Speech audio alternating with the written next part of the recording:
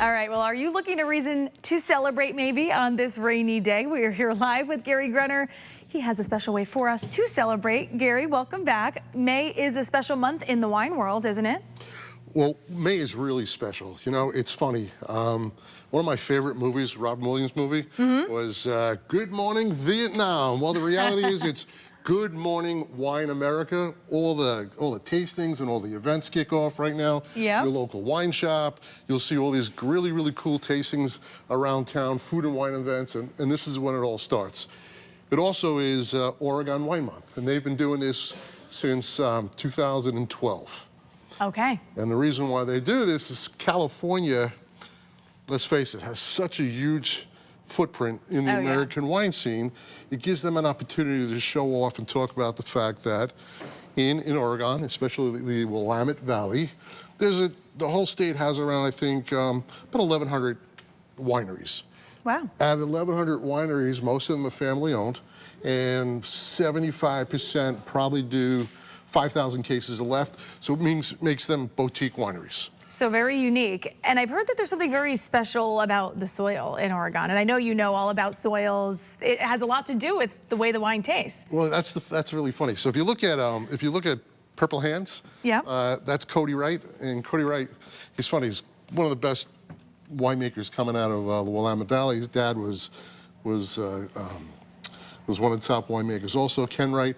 And he calls himself the Dirt Doctor. The Dirt Doctor. See, I was onto something. Because he's all about site-specific, soil, the uniqueness to it, and he's also about his different clones. So it's true.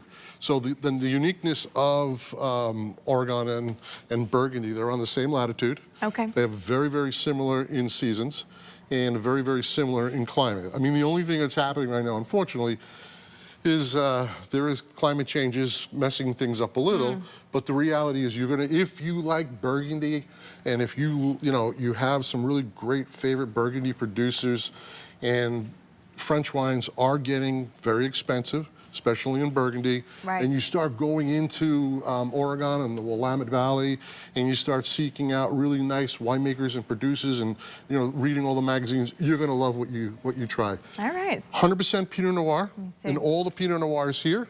You have that red fruit, raspberry, cranberry. Isn't that great? Yep. And when you do smell, you will smell some spice in there. I do. And you'll have a little earth tones, and this is the key. I don't want to say this, but most Pinot Noirs, it's funny, I Googled something before, and they were talking about a Pinot Noir, and it's a blend. It's got Pinot Noir, Petit Syrah, Petit Verdot, Cab Franc, and that's not what Pinot Noir is. So when you do have your Pinot, there's Cody right there, going through the grapes. It looks beautiful there, huh? Look at that scenery. Wow. I mean, I want to go there. I want to live there. Me too. So it's Oregon Wine Month. So the cool thing is you want to make sure when you have a Pinot Noir that you can actually see a thumb through it. It's 100% Pinot Noir. Oh, that's how you know. That's how you know. Okay. And that's what you want.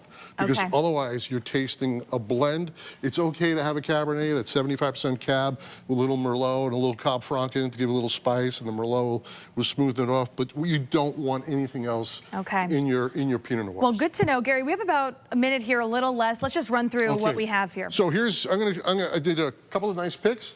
Apolloni, Willamette Valley. This is very, very cool. This family actually comes from Italy. They settled in the United States, and they wanted to do something very unique. He found that the area in the Willamette Valley was something that he really felt at home with, and he's making some really great wines. Pinot Noir is the star. That's most of the wine there, but also they make amazing Chardonnays. You have Oregon Breeze, Terrebonne, and Windy Trail. Look for these in your local wine shop and your restaurant. These are a bargain. These are such a great price points. They over-deliver. They're available here in Connecticut. They're available nationally, but the reality is if you find these guys, buy them by the case. Last two. Running out. Purple Hands, and you also have the last one, Willamette Valley Vineyards. Thank you, guys. You always give us so many great options. Gary Gruner, thanks so much. GrunerOnWine.com. They can find all your best picks. We'll be right back. It's Oregon Wine Month.